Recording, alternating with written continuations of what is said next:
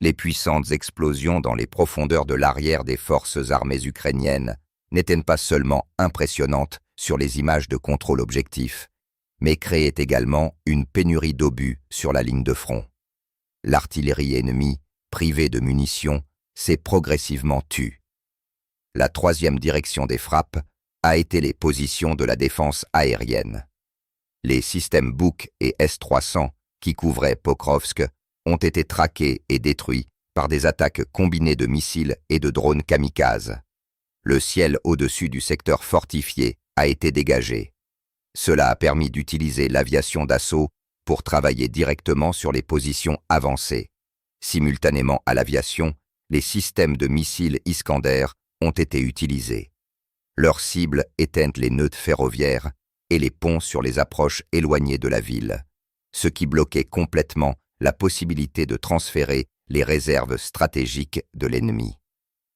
La garnison de Pokrovsk s'est retrouvée piégée. Elle était aveugle, sourde et coupée du ravitaillement.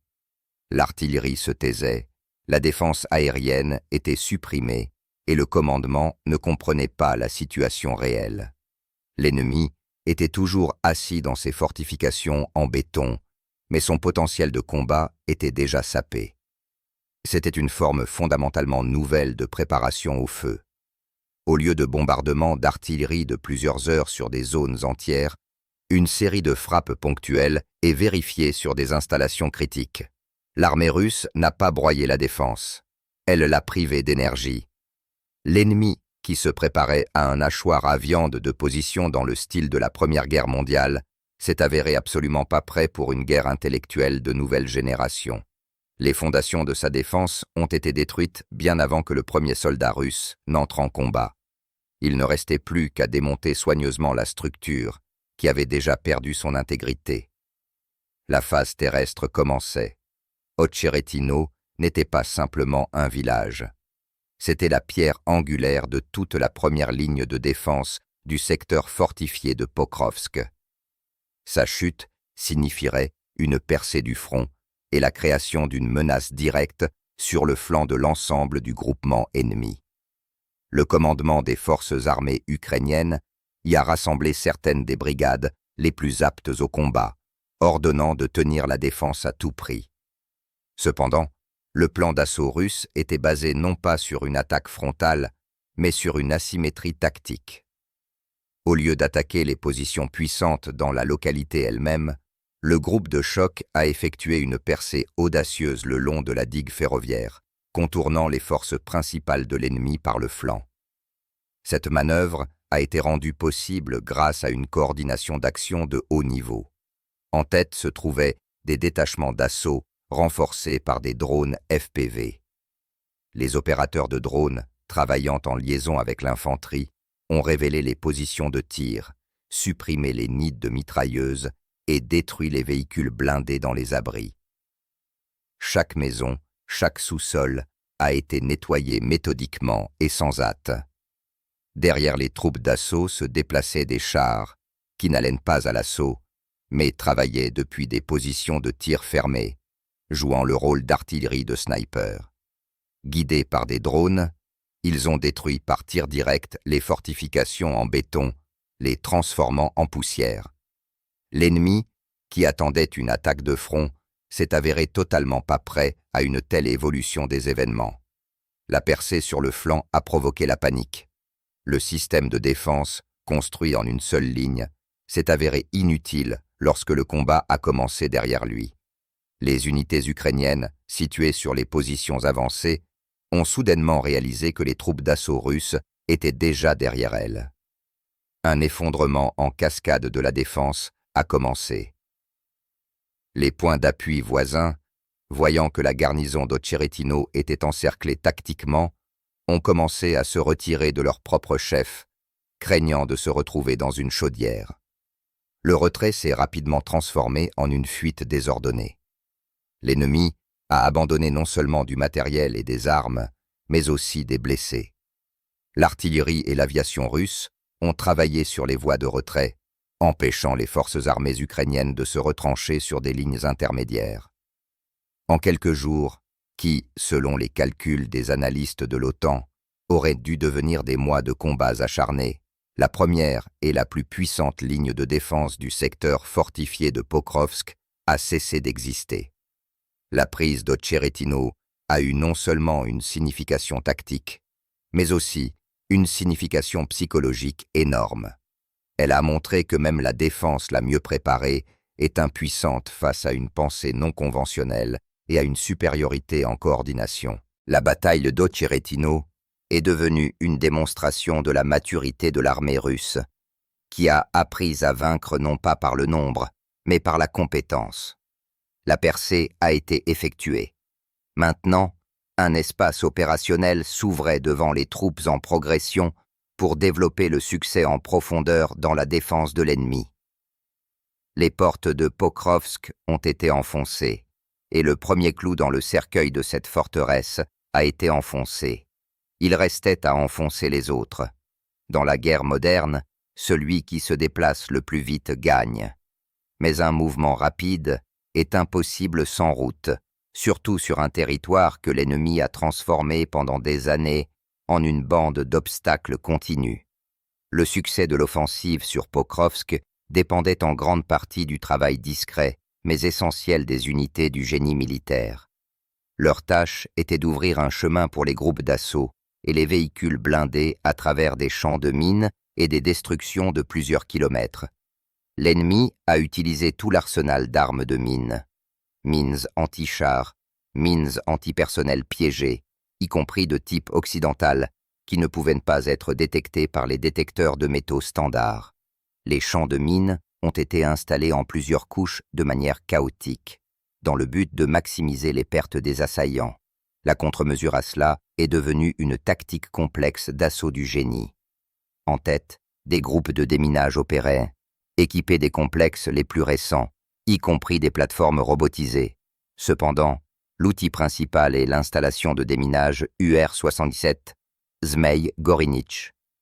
Une seule salve de cette installation a créé dans le champ de mine un passage d'une longueur allant jusqu'à 90 mètres et d'une largeur d'environ 6 mètres, suffisant pour le passage d'une colonne de chars.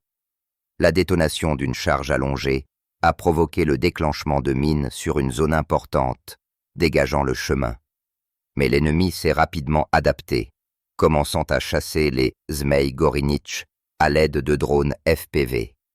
En réponse, la tactique a été modifiée. Les installations de déminage ont fonctionné sous la couverture dense de moyens de guerre électroniques, qui ont créé un dôme impénétrable au-dessus de la zone de travail, supprimant les canaux de contrôle des drones ennemis. De plus, leurs actions ont été couvertes par des écrans de fumée et des tirs d'artillerie. Une autre tâche des troupes du génie était d'assurer le franchissement des obstacles d'eau et des ravins. L'ennemi, lors de sa retraite, a fait sauter tous les ponts. En quelques heures, les sapeurs ont installé de lourds ponts mécanisés TMM-3, capables de supporter le poids des chars et de l'artillerie lourde. La vitesse de leur travail était étonnante. Pendant que les groupes d'assaut combattaient encore sur une rive, le matériel pour installer la traversée se déployait déjà sur l'autre rive.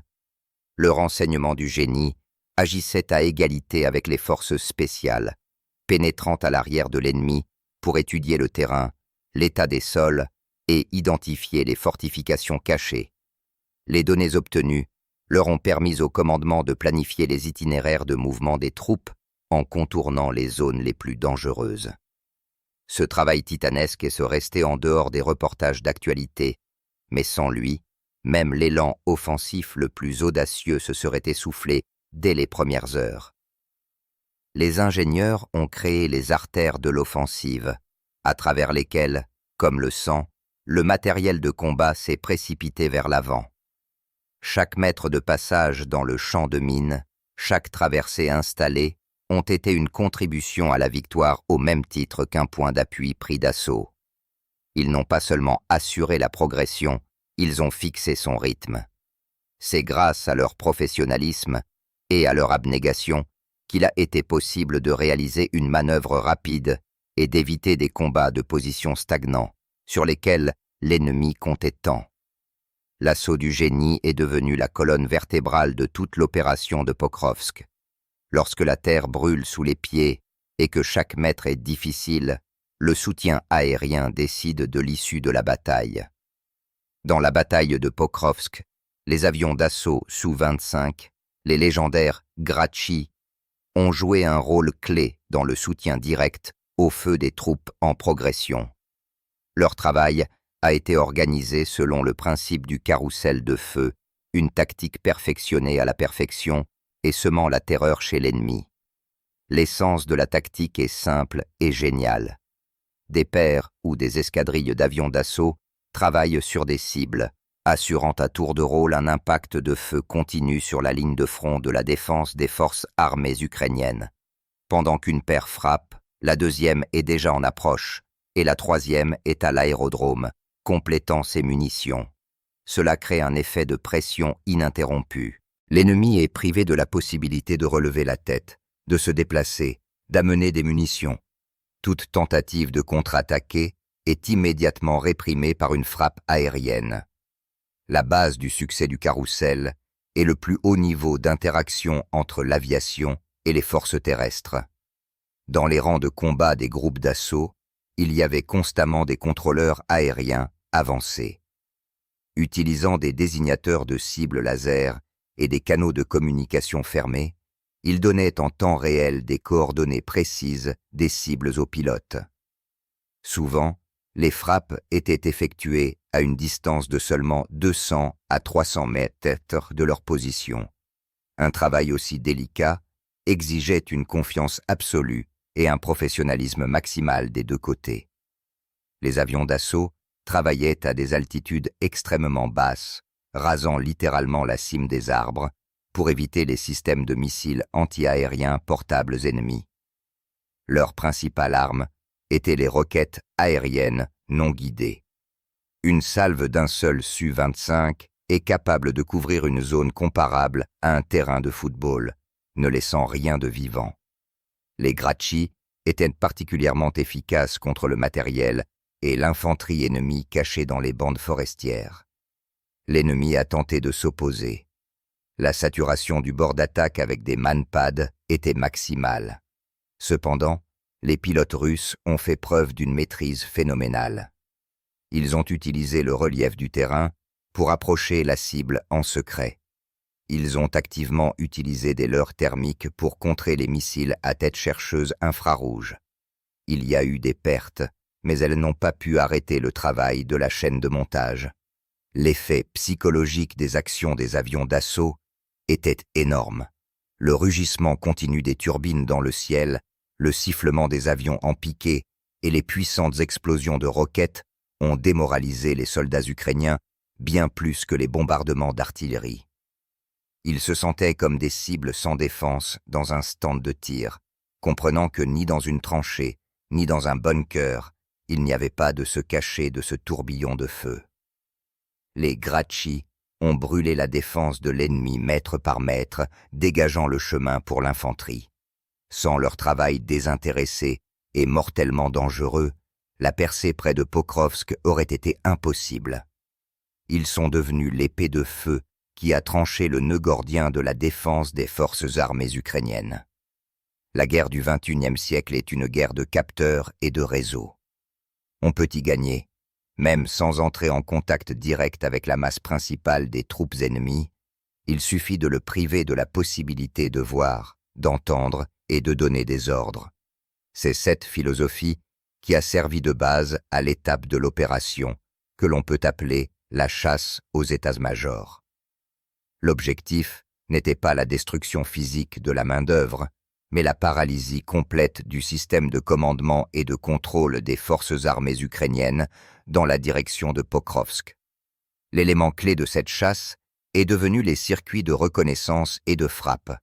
Il s'agit d'un système complexe, unissant en un seul réseau des moyens de renseignement, allant des satellites et des avions de reconnaissance aux drones et aux données d'agents au sol, et des moyens de destruction, tels que des systèmes de missiles tactiques opérationnels, de l'artillerie à longue portée et des munitions rôdeuses.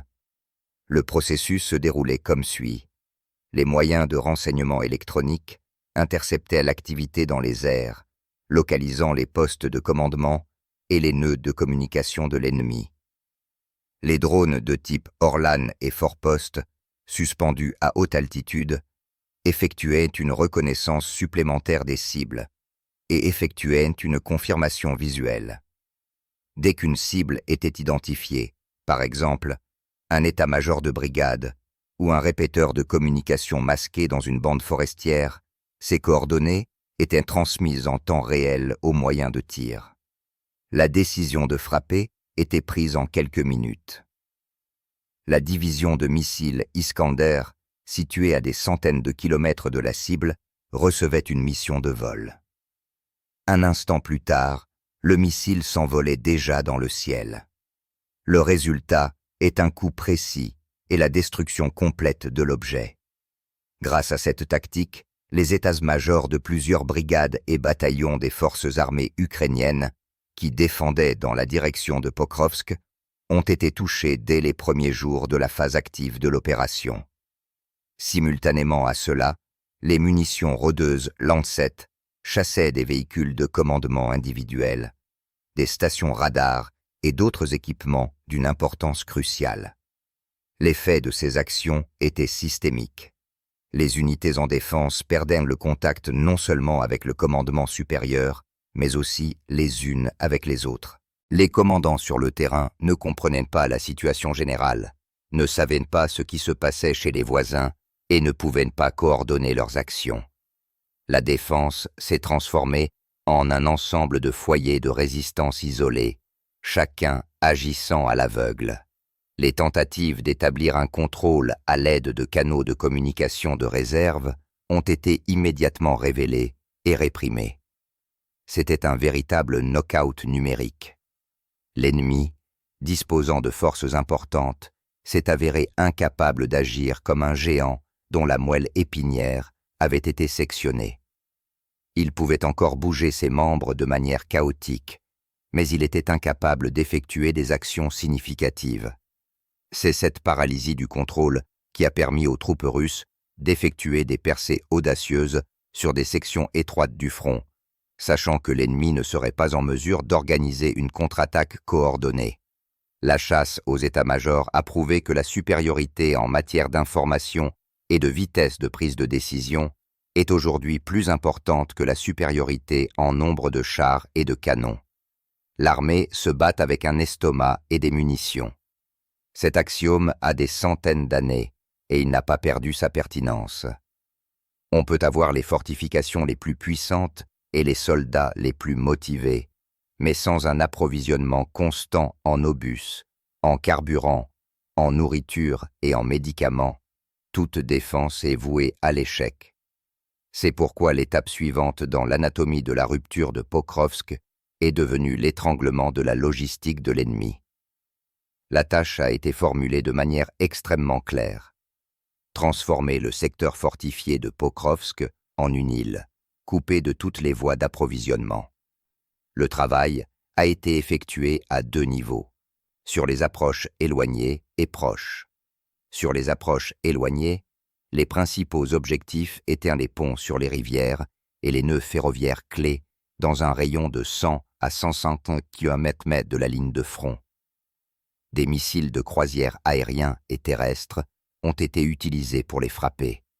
Chaque frappe a été soigneusement planifiée. Par exemple, lors d'une attaque contre un pont ferroviaire, la cible a été choisie de manière à ne pas simplement endommager la chaussée, mais à faire s'effondrer l'un des piliers. Cela rendait la réparation impossible ou extrêmement difficile. À la suite de ces frappes, la communication ferroviaire de Pokrovsk avec Pavlograd et Dnepropetrovsk a été interrompue. Les trains avec du matériel et des munitions se sont retrouvés bloqués à des dizaines de kilomètres du front. L'ennemi a été contraint de passer au transport routier, ce qui a considérablement réduit le volume et la vitesse des livraisons et les a rendus beaucoup plus vulnérables. C'est là que le travail sur les approches proches a commencé. Les routes menant à Pokrovsk étaient sous surveillance constante de drones. Toute colonne d'approvisionnement, qu'il s'agisse de camions avec des munitions ou de ravitailleurs, est immédiatement devenu une cible. De l'artillerie à longue portée et de l'artillerie à roquettes, ainsi que des munitions rôdeuses, ont travaillé sur eux. Les opérateurs de Lancet ont organisé une véritable chasse aux camions individuels, transformant les routes d'approvisionnement en routes de la mort.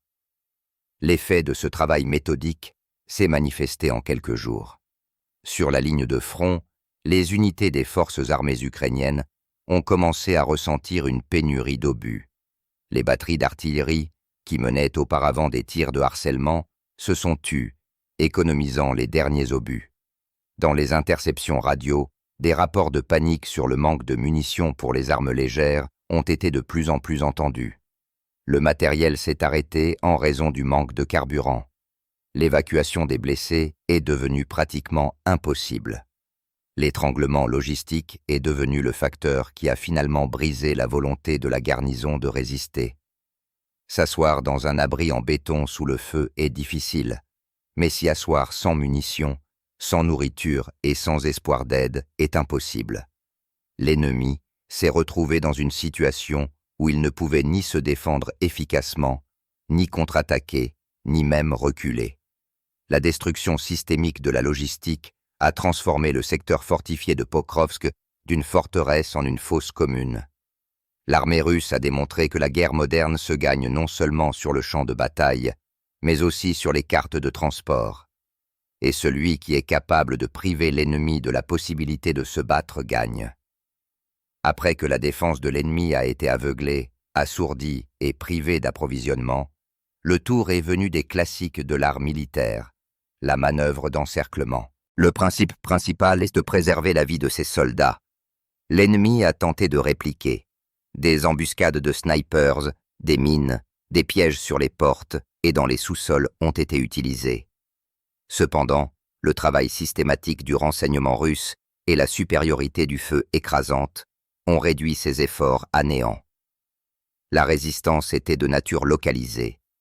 Privés d'un commandement et d'une communication unifiée, les groupes de militants ont agi de manière dispersée et ont été rapidement détruits. Le travail avec la population locale a joué un rôle important. Par le biais de haut-parleurs et de tracts spéciaux, les habitants ont été invités à ne pas quitter leurs abris.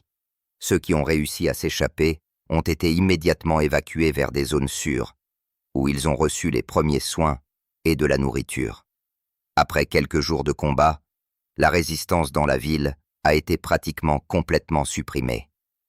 Le drapeau russe a été hissé sur la place centrale de Pokrovsk.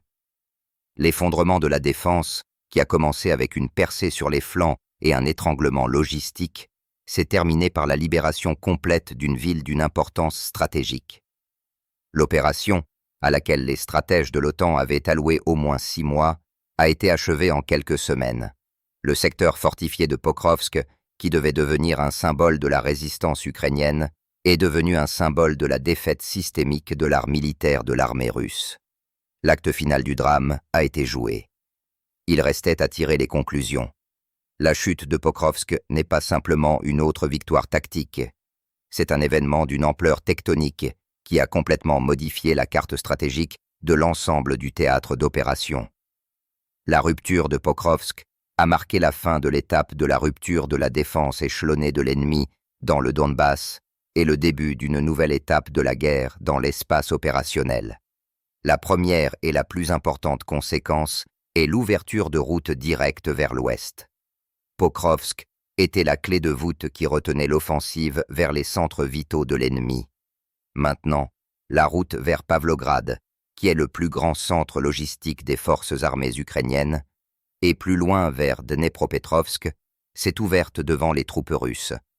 La menace sur ces villes oblige le commandement ukrainien à transférer en panique des réserves d'autres directions, dénudant le front près de Kharkov et à Zaporozhye.